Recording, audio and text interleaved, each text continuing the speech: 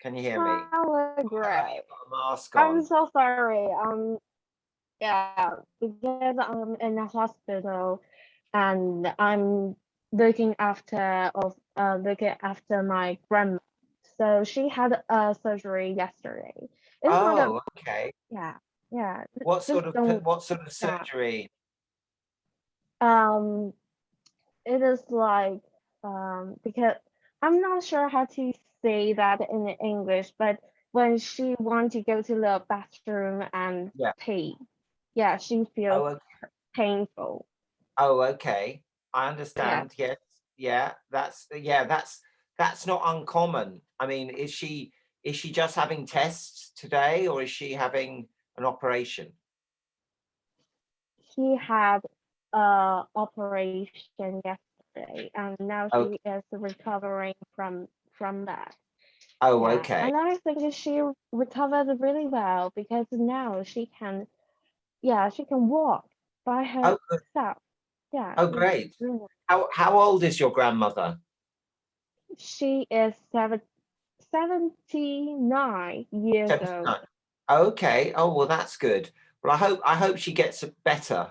I mean, it's difficult with all those things. With definitely with. I mean, we use the expression waterworks in England. It's quite a comical expression to describe what happens to your body down below. It's almost like a familiar local expression. You could say, "I'm having trouble with my waterworks," and people would understand that you have trouble peeing or something like that, and Yeah, it's not uncommon. I mean, I have some problems with my gut, and I was diagnosed a few years ago, and also, funny enough, in the winter with my bladder. So I understand it's very difficult, and yeah, you want it to be fixed, and um, exactly. and so it's like it's a difficult situation. So yeah, well, I wish her well. I wish her well. So can you stay and talk, or do you need to Yes, go? yeah, I can still talk. Oh, Yeah. okay. Well, as you can hear, I'm a bit croaky myself. I have a cold. Hopefully I don't have COVID, but I definitely have a cold because I'm very, very croaky today. And so I have to be a bit careful with my voice. Hopefully it won't stop. But we'll look at some videos. But I was sneezing a lot today. So maybe I have a cold. But yeah, well, I definitely wish her well. I mean, it's interesting. I don't know how Taiwanese culture deals with illness. Um, but in England, many people, if you are unwell, they think it's your fault. It's like Ah, I know it sounds crazy. It's like, oh well, you shouldn't do this. You wouldn't have got that if you hadn't done this, and which is a bit yeah, crazy, but I think it's part of our culture. Um, Not always, but we have that. But we have a good national health system, so yeah, which is very, very good. And most of the time, it's very good. Except we have a few problems at the moment with our not many doctors, and also you can't see a doctor face to face. I don't know how yeah. does it work if you need to go to a doctor in Taiwan? Do you have an NHS? Do you have a similar system? So basically, in Taiwan, having a point with a doctor is really common since we have healthy insurance. So Okay. basically, people have right to. So basically, like having appointment with doctors or going to hospital, Yeah. it is not as expensive as the payment in England. Yeah, Oh, okay. yeah. Well, but in our So but in our NHS, it's free. That's the thing. It's free. The NHS in England is free. If you want private medication, then you have yes, to pay. But if you want to just go to an NHS hospital, you have to be sent there by a doctor. But there's some really good doctors and yeah.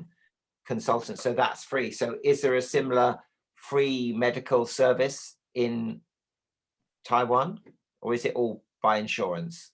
I think yes, but I'm not sure what kind of examination is free, but actually like the payment if you want to go to the doctor and you also have a cold, I mean, it is really easily to have a have an appointment with doctor because like the payment is only maybe £2.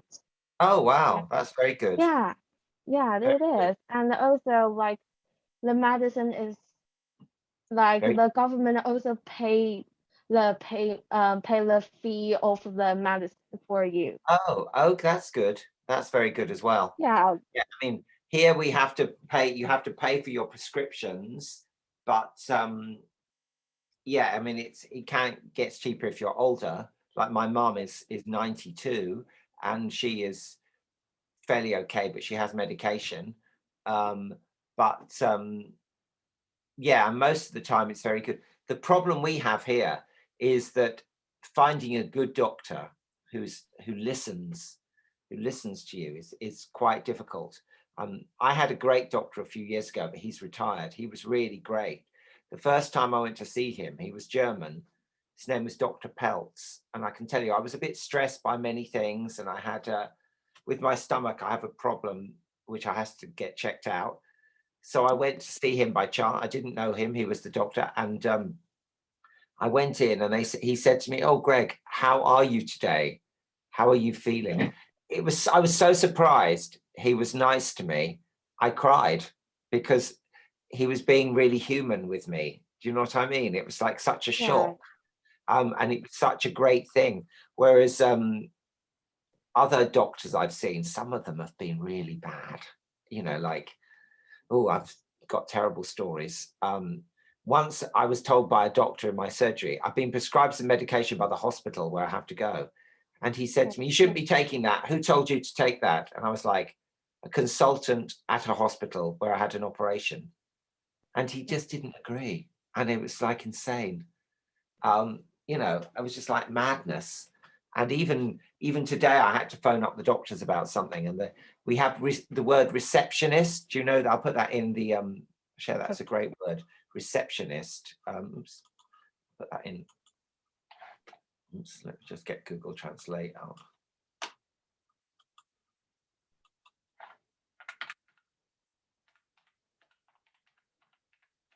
Receptionist. She is someone who can, or a man, controls the when you telephone, they're the person who picks up the phone and yeah, speaks to you.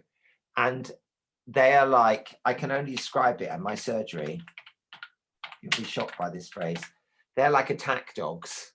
yeah, You know what I mean? They're like really rude and quite yeah, horrible, some of them. And this woman I spoke to today, she was so horrible to me. And I had to really say to her, well, I was told to phone at this time. And she was like, "You don't need to phone us, you know, da, da, da, da, da, da," you know. And I said, "Well, look, I was told I need to speak to this doctor about something." And she was like, she was really rude to me.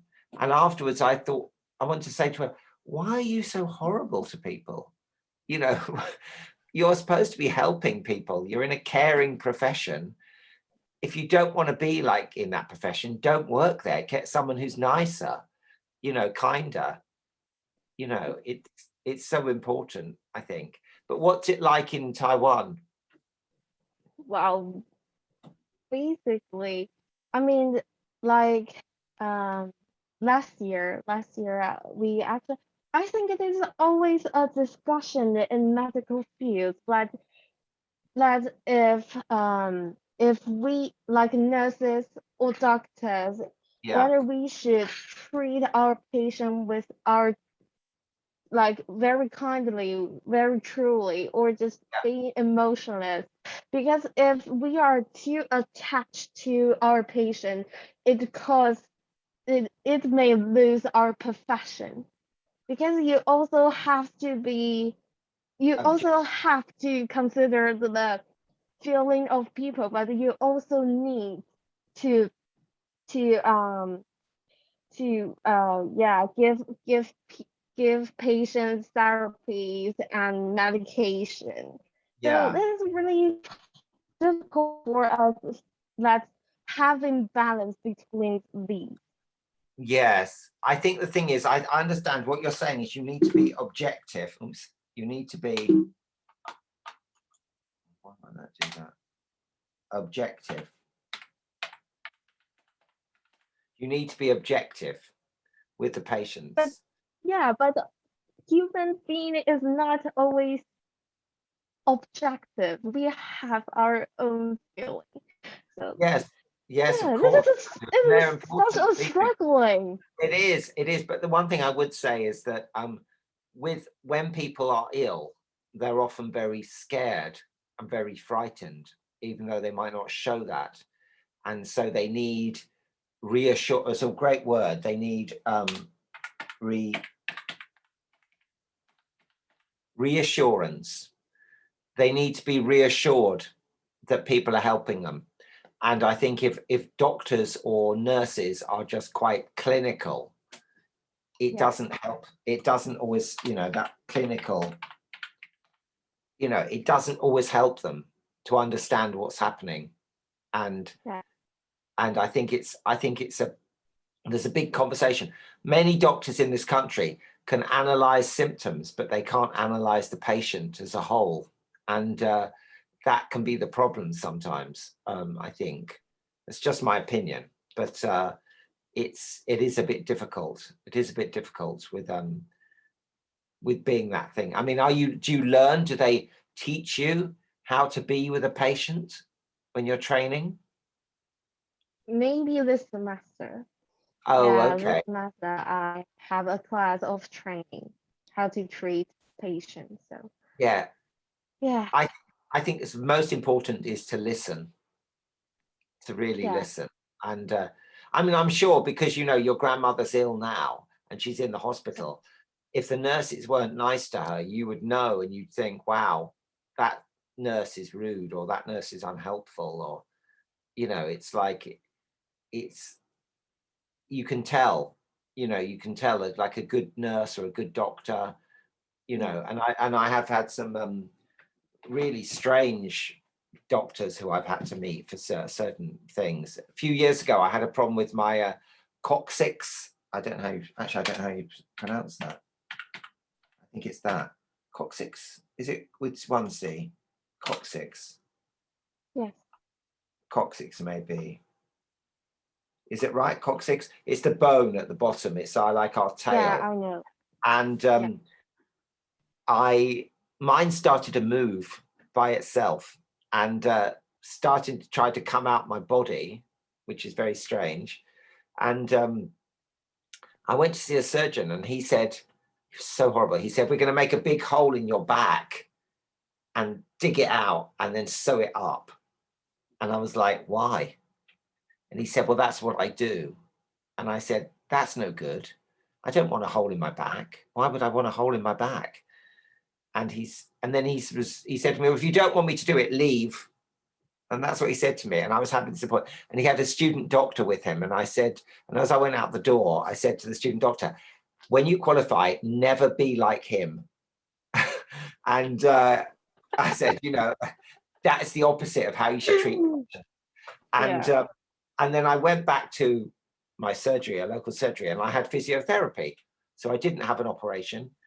And it was a lot of physio, but it worked. They forced the coccyx back underneath and it was fine. And I didn't have a big cut in my back, which was dangerous. And why would you do that?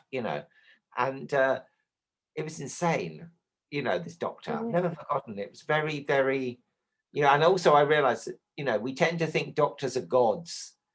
But they're not all gods, they're human beings.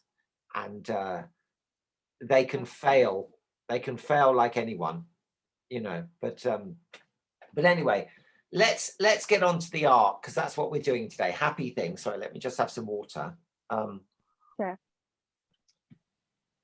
So do you have any favorite artists you like automatically?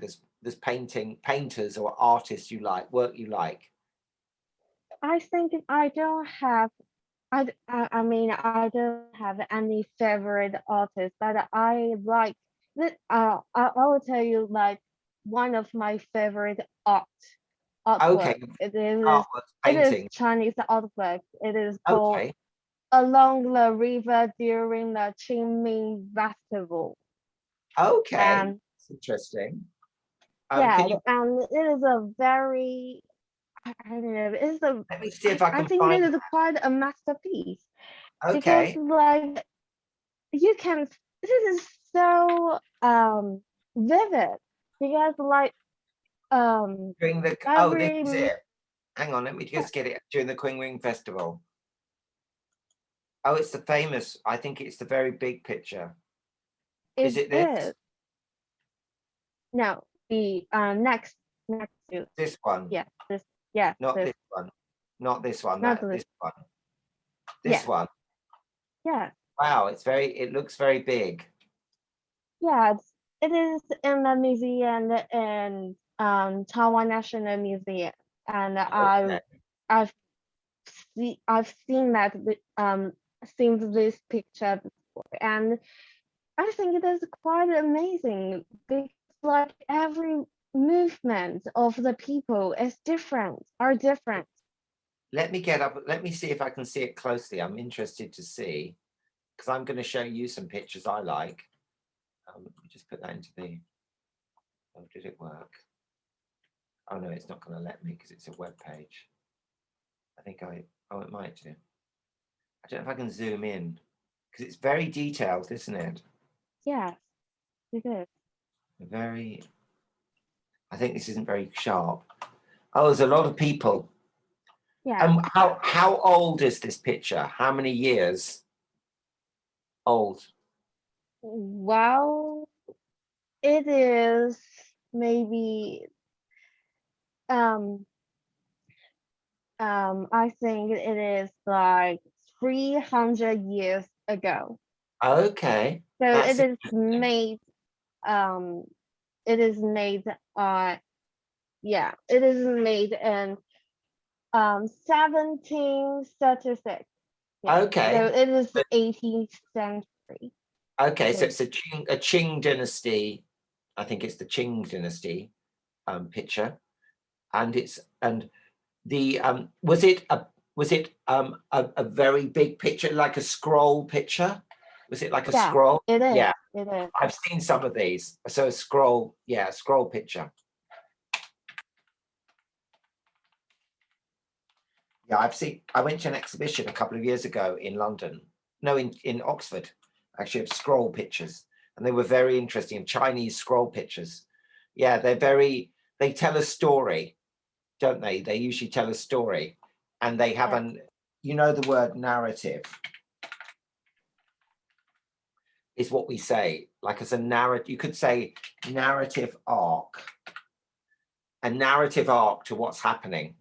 That's why you can look at the you can see you start maybe down the bottom and then you look through all that's happening and then you look down here underneath the bridge, then you see the people there on the boat, and then you Yeah. go into the place there and then you notice more people doing many things, so it's almost like a journey. Yeah. And It that's is. very interesting. I'm the same. I like narrative paintings. I love narrative paintings, and I will show you, if I have to stop sharing, then I'll come back. Two pictures by, there's an artist called, his name's Claude de Lorraine, he's known as Claude Gelée. He was a 17th century painter, so 1600s. Now his work, when you see it, he was amazingly good at painting with light, painting light. And I'll share with you, this is one of my favorite pictures. And it's, can you see my screen? Yeah. And it's very strange. This picture's in the National Gallery of England. He was a French painter though, but worked in Italy. He was very, very good at painting light at a time of day, and he was very good at realizing the light had different qualities at different times. So this is, you can tell if you look at this picture, it's the end of the day. The light is just dusk. And there's a lady, well, I can't remember if it's a lady or a man, actually. No, I think this is a lady, a Psyche.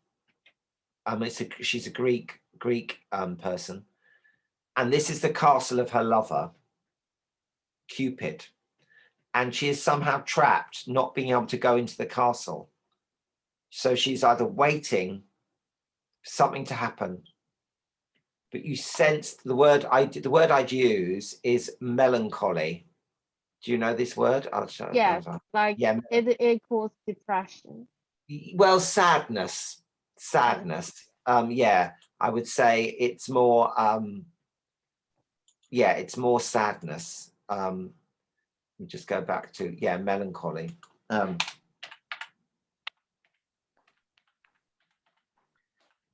Yeah, it means sort of wistful sadness. You could say wistful sadness.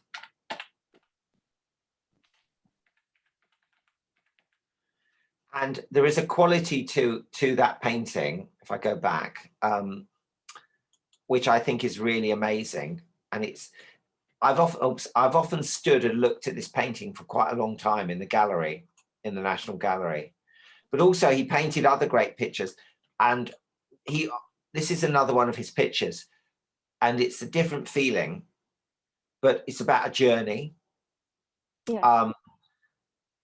Same thing. It's a different time though. It's the morning. You know, the morning light is coming, and I don't know if you ever saw the Lord of the Rings films. Did you see any of the Lord of the Rings? A little bit. Yeah. Not. Well, if you look at the last scenes from the last film of the Lord of the Rings, they're very inspired by his work. The light on the water, and the way that the ships are going, it's very, very much like a Claude painting. Very, very much like a Claude painting. I think it's very. I mean, people say, oh, he couldn't paint people, and he was very bad at painting people, but I think that's not the point. It's about the whole atmosphere in his painting, and the framing of the ruins. You know, the ruins, bringing your eye into a line, and then the water and the sun, and the people discussing things, and the crowds. You know, there's lots of things happening, lots of people doing things. That man helping the people there on the boat, the anchor, this man looking at the sun, being blinded by the sun, some people rowing to that boat, getting on this boat to start. Yeah. You know, there's lots and lots of things happening, and lots of his pictures are like this. And but they often include a time of day. You get the sense of what time it is in his pictures, and the narrative because of that. And I find that very interesting, very moving, actually. Someone could paint this. These paintings are 400 years old, which is incredible, or over 400 now, some of them.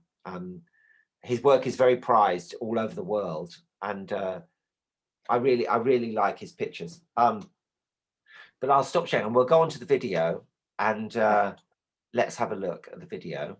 And this is with the video, I will say, one thing that's a bit strange about this video is the voiceover sounds like it's spoken by a machine. That English is quite strange. So if you don't quite understand it all, don't worry, because the voice it's almost like a computerized voice. It's a bit odd. It's not traditional English, because when I was listening to it earlier, I was like, gosh, it sounds so weird. But there are some interesting things. But he talks about the 10 most famous paintings in the world. So we can stop and see if you recognize any of them.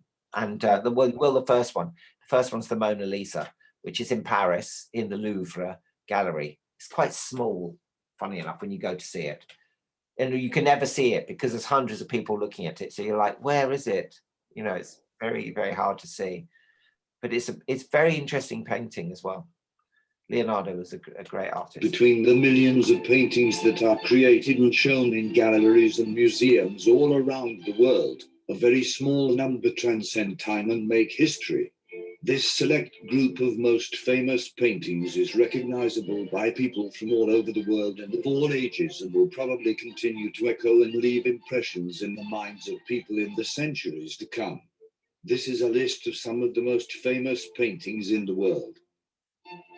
Mona Lisa by Leonardo da Vinci.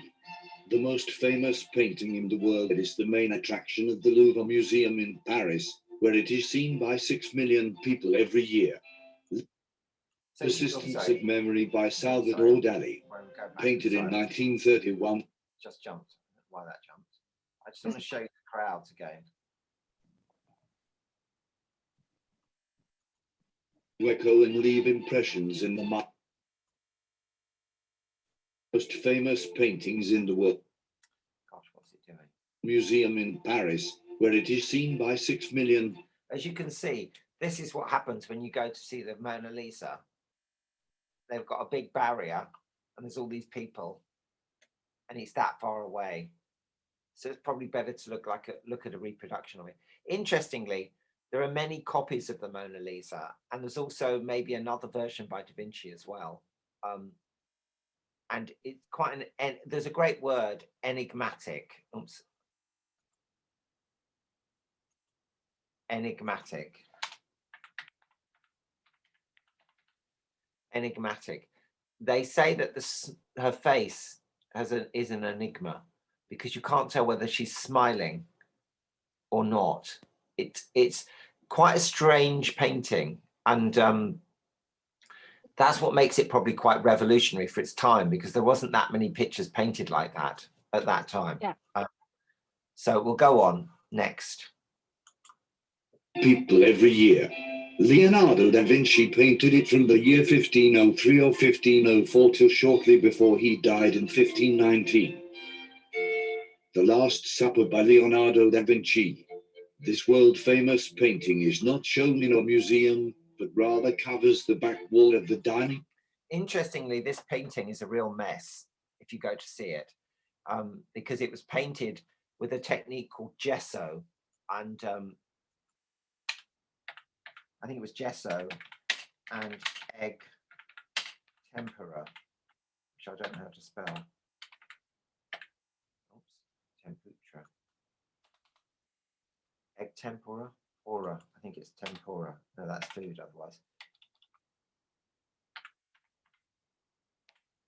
Egg tempera. Gesso.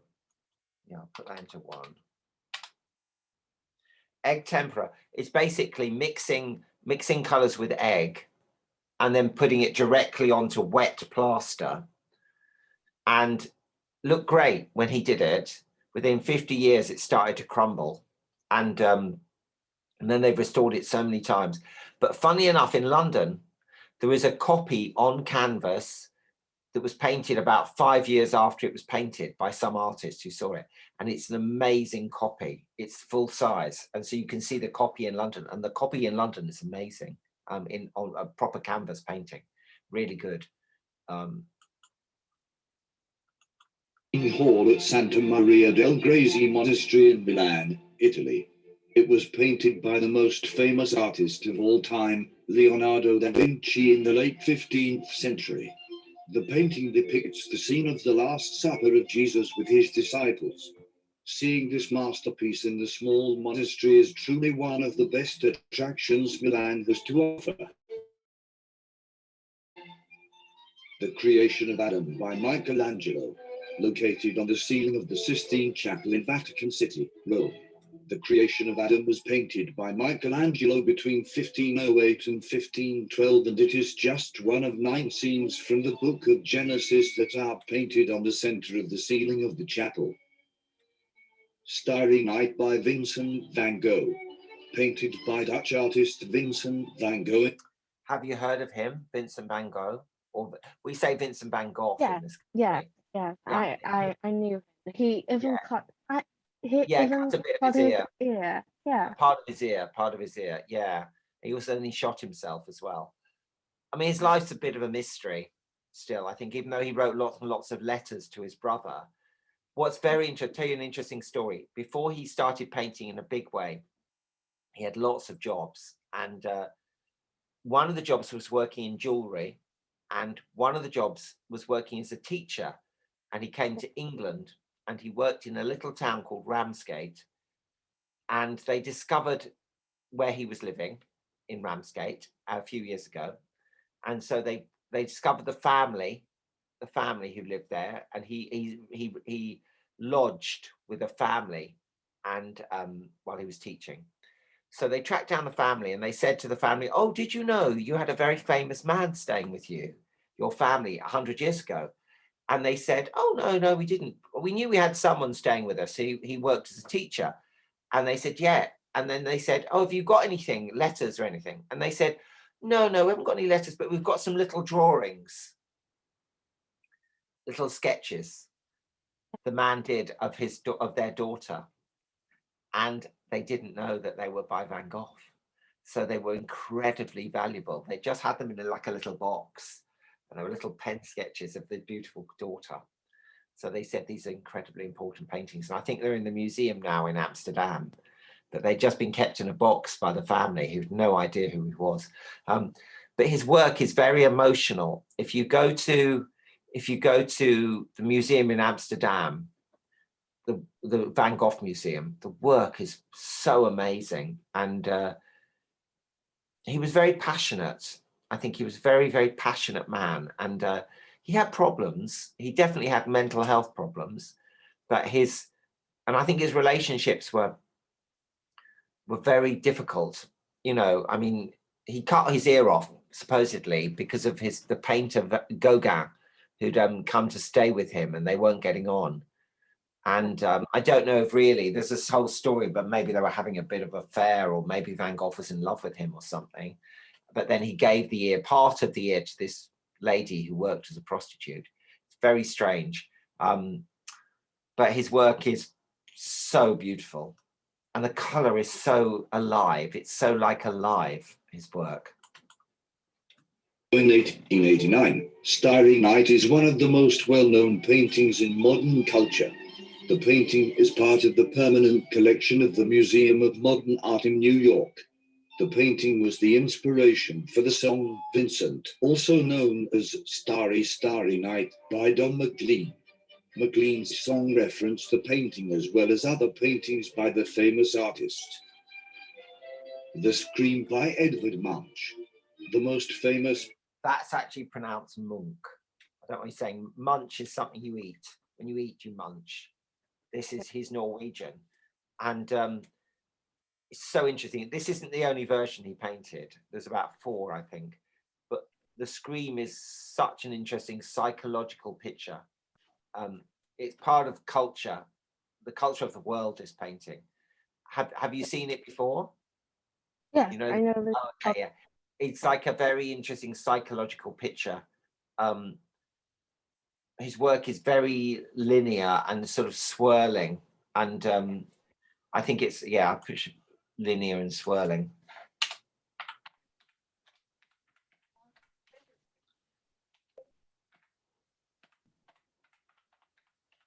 Swirling. It's just got this, and it's definitely a psychological study. Let's carry on. Piece by Edvard Munch, painted around 1893. It was painted using oil and pastel on cardboard. This frightening painting is on display at the National Gallery, Oslo, Norway. The Persistence of Memory by Salvador Dali, painted in 1931 by the Spanish artist Salvador Dali. The Persistence of Memory is one of the most recognizable pieces in art history. This work of art is known to make people ponder on their way of life and the way. It's interesting. Just go back to the picture. Do you know what the art movement is connected with that Salvador Dali? Yeah. Oh, I have to apologize, Greg, because my grandma is calling me, and so. Okay, no worries. You go, and I'll sit here. And if you come back, okay. You come back. It's great. No worries. You go. You've got to go. Okay, sorry about that, Greg. That's okay. If you can come back, I'll be still here for another 20 minutes. Okay. You take care. Good luck, and say hello to bye. Sending love to grandmother. Bye now. Okay, bye, Greg. Bye.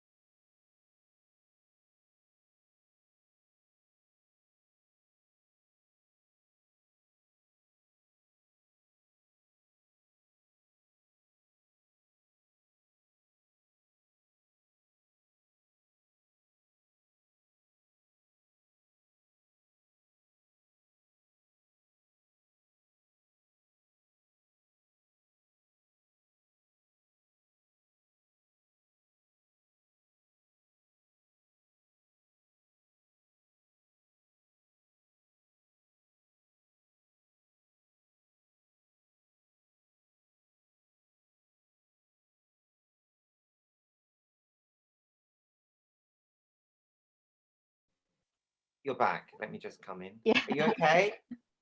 Yeah, okay? I'm fine because my grandma, she had to take a pill just then and she Okay. needs some water. So Oh, yeah, okay. And is she okay? Take it now. Is yeah, she okay yeah, taking the pills? Oh, good. Oh, I'm yeah. pleased. Oh, that's good. I thought you might come back. Let's continue. Let's try and find where I was. The screen share. Yeah, yeah. I was about to tell you the art movement from Salvador Dali is known as surrealism. Yeah. Surrealism. That's the art movement. My favorite artist of this period, which I think there will probably be one, surrealist artist, is Magritte, René Magritte, who was Belgian, and his work is, I mean, Dali is good because, you know, you can Yeah. see obvious things, like you can see there's lots of clocks, melting clocks and people and strange things. But I'll show you my favorite picture by Magritte. Okay. It's called and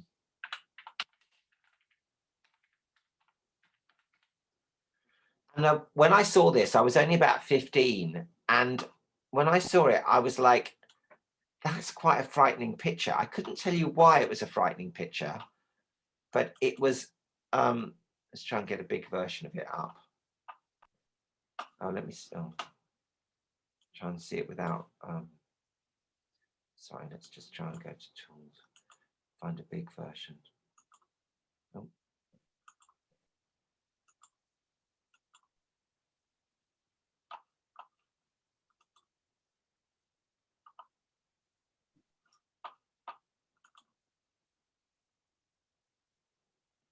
Oh, it's not going to do that.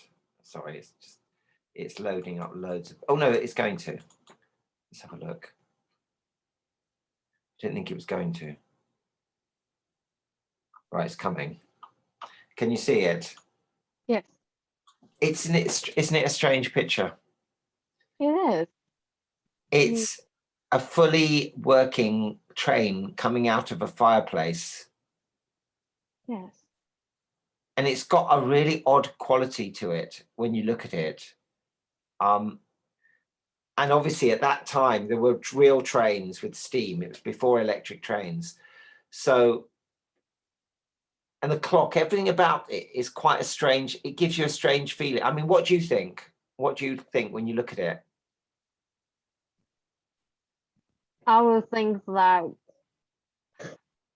why not the train being attracted by the gravity and fall down. Well, that's logic, yes, but just imagine a dream, and you're in that room, and you Yeah. look at the fireplace, and it's just after 8 o'clock, and suddenly this train appears in the fireplace. That would be quite unnerving, I think. And some of his other work is like this. It's sort of very real and then not real. It's strange. I can't describe. I've been to the museum. Yeah. It's sort of You like very know, exact, isn't it? It's very exact. It's like almost parts of it are like a photograph, you know, like the reflections and the candlesticks.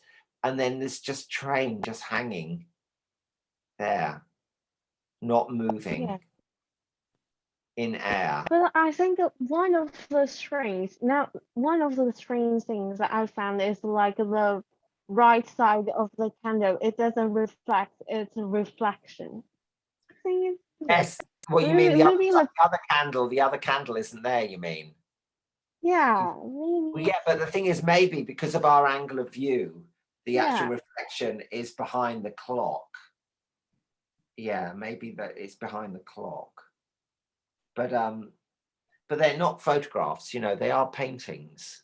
So, and the light is very strong, isn't it? The shadows on the fireplace are very powerful, like the lights coming in and from the window, which you can't see over there. And the smoke going up the chimney. yeah. It's really odd. I find it's really strange. I really like this picture. Let's go on. onto the other works. We've got The 4 more. persistence of memory is one of the most recognizable pieces in art history. This work of art is known to make people ponder on their way of life and the way they spend their time. And it is also thought that this wonderful painting was inspired by Albert Einstein's theory of relativity. Girl with a Pearl Earring by Johan Vermeer, considered by many to be the Dutch Mona Lisa, or the... This man is amazing. The painter, Johannes, his name is Johannes Vermeer. He painted interior scenes, and not many pictures. That's the crazy thing. There's only 35 of his pictures in the whole world. So they're incredibly rare. He seemed to paint moments, just moments when something's happening.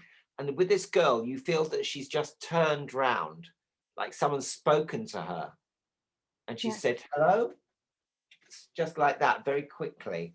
And his other works always have that feeling. I love his paintings. They're often quite small. They're not very big. The best, there's a few in London. My favorite one is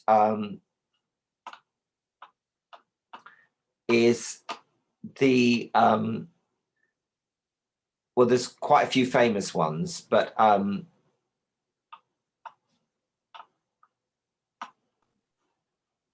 it's The Lady with the Letter is the best one. Hopefully it'll sharpen. Yeah, this is quite interesting, this picture. We'll just hopefully it will come up.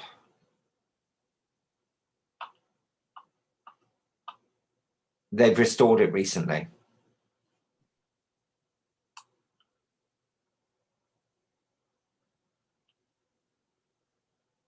Oh yeah, they've discovered a Cupid painting in the background. But what's odd is, you know, she's reading a letter by a window. It seems very simple, but you know something's important in that letter. Yeah. You know, and the fruit on the thing, you know, her reflection, the window, the little bit of light falling, you know, his work is very exact. It's quite mysterious, quite mysterious and strange. But it's interesting because they've discovered this painting in the background, which I don't think really goes very well in the picture. Maybe the artist painted it out. But his work is often very simple, but deceptively simple. It's worth looking at his work. There's some really great pieces. There's a girl in London, there's the lady with the guitar, and she's looking away like someone's just called her name. It's very interesting. Vermeer is such a great artist. Mona Lisa of the North. This beautiful painting by the Dutch artist Johan Vermeer features, well, a girl with a pearl earring. The painting was completed around 1665 and is on display in the Mauritshuis Gallery in The Hague, the Netherlands. The Night Watch by Rembrandt van Rijn. Completed in 1642, this famous artwork is on display at the Rijksmuseum in Amsterdam. The painting depicts a city guard moving out, led by Captain from Spanning Cock, his lieutenant and the rest of the guard's armed men. Self-portrait without beard by Vincent. It's interesting with Rembrandt. I will say that I think he's amazing artist. We call it the Golden Age, the Dutch Golden Age.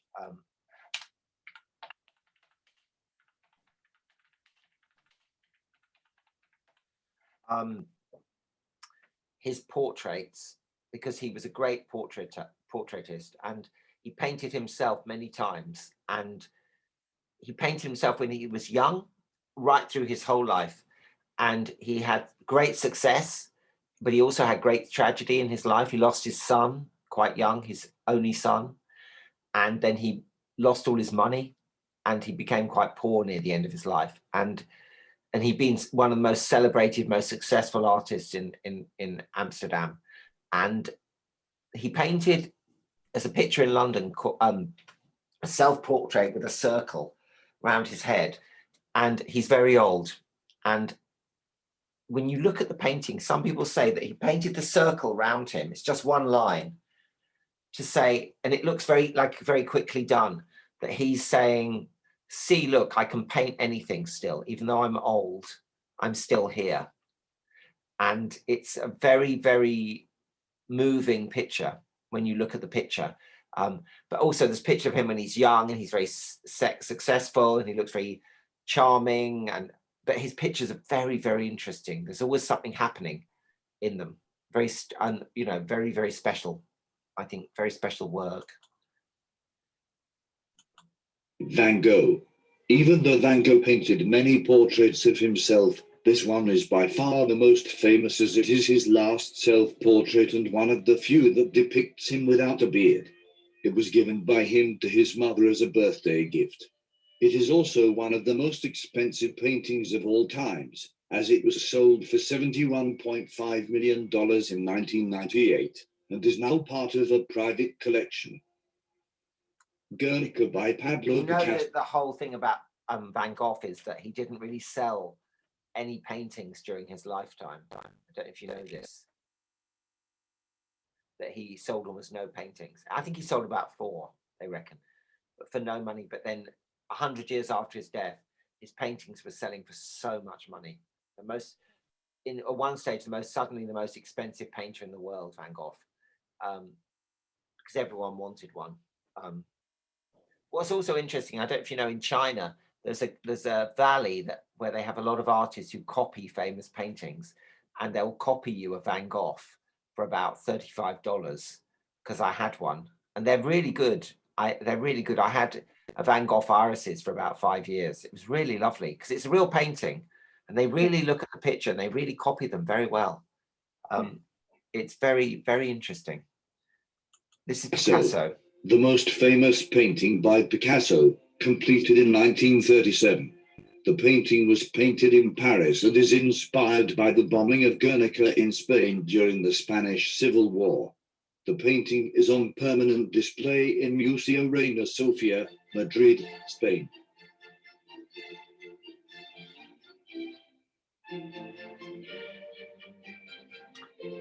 Well, these are the 10 most famous paintings. But I've got some British art, and I just thought I'd show you this because it's in this lovely gallery.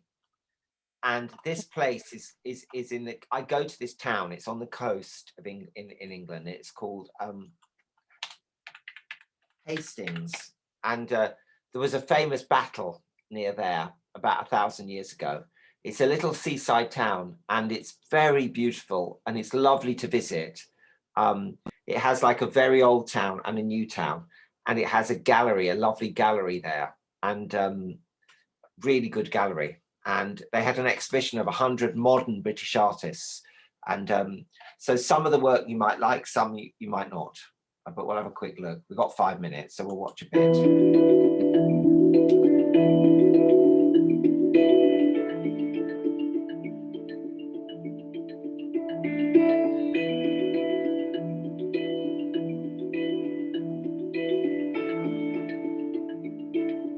Century is an exhibition that brings together the work of 100 modern British artists from the Ingram collection and the Jerwood collection, 2 of the most important collections of modern British art in the country. There were quite a number of pieces involved, some of them relatively obscure, some of them famous names, people like Henry Moore, Barbara Hepworth, Eric Ravilius, John Piper, David Hockney, and sundry others. In fact, there are relatively few famous names of the 20th century that aren't represented in some shape or form. I mean, I think it will startle quite a few people the sheer range and depth of what we were producing in that period. There's a sort of mood because 2 world wars, a lot of hardship after the First World War. It's interesting. I love this. I've never seen this picture before today, and I don't actually know what artist it is, except it's written in French. But it's a British artist. But it's actually a very interesting picture. It's slightly surreal, again, surrealism, with the broken house and the lands and the pond, and you know, it's a very strange, moving picture, I think. What do you think? It's got.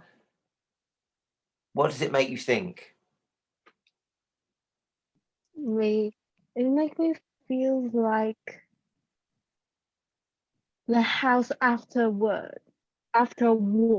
War, yes, I agree. I think you're right. I think it is a house after war. I think it's a house after the First World War, and it's because all the windows are gone and there's things hanging out the windows, and there's a big crack like there's a bomb hit it, and they're saying don't fish because maybe the water's polluted, so all the fish will be polluted, and it's got a real stillness. It's a very strange picture. I must try and find out who it's by. It's quite lovely. At the same time, it's a very beautiful picture. The threat of nuclear war, the Korean War, you know, what, they're going on and on and on.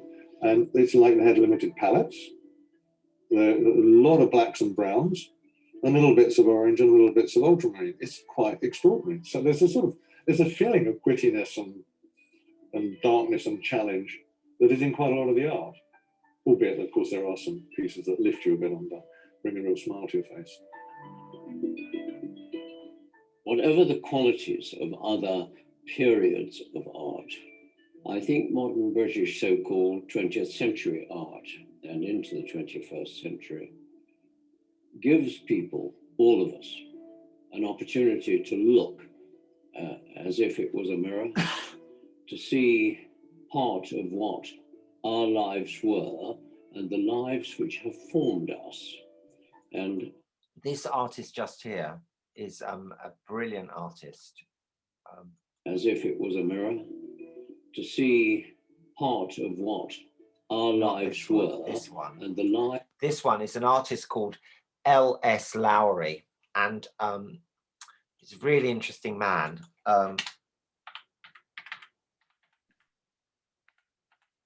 He was originally just a sort of part-time painter. He became slowly, very, very famous, and he painted a lot of scenes of the area where he lived, where there were lots of factories, and often his people are painted very quickly, but this color and the palette is wonderful, and his work is now very, very celebrated in England. Very celebrated. Lives which have formed us and our culture. If we're fortunate enough to hold these pictures, whether it be in a collection or whether it be personally, I think we gain a great deal of understanding about our humanity.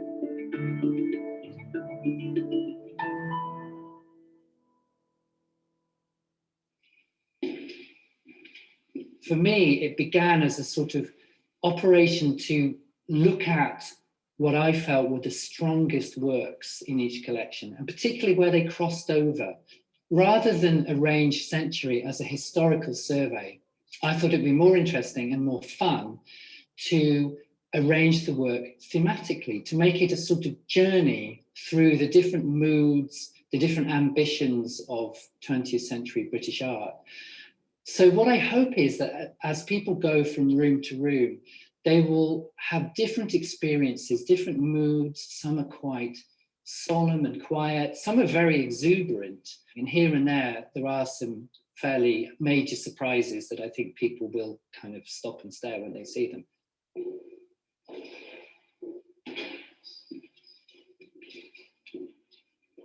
This is the work News by William Roberts from 1941, and it's gouache on paper, and it's a very beautiful little piece.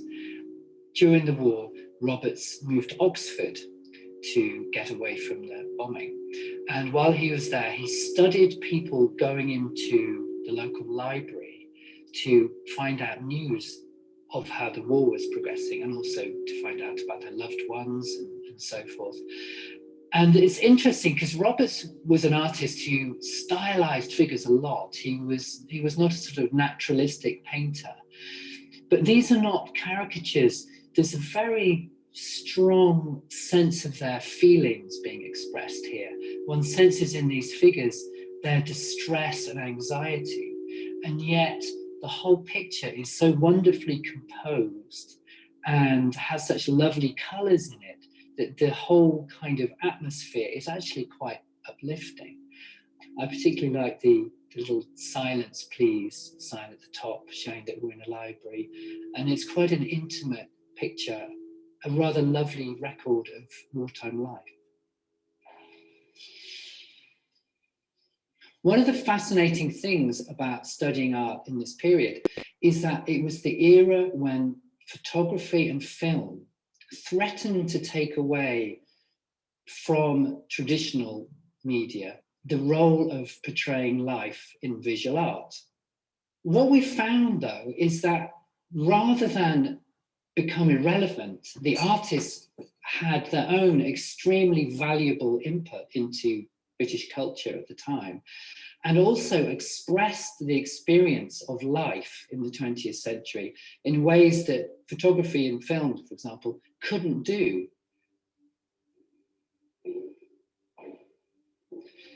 This is The Corner by Paul Nash, a watercolour made in 1919, a time when Nash was trying to rediscover himself as what he called a war artist without a war.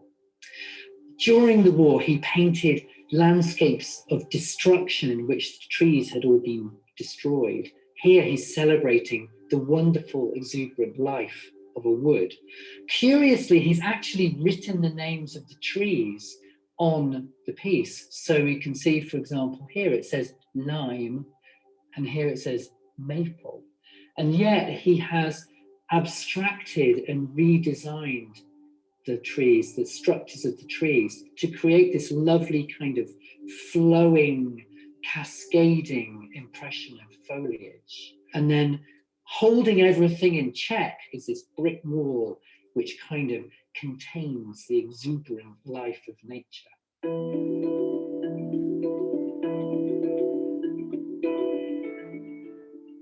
Well, I think the show, it's obviously one of the biggest of its kind.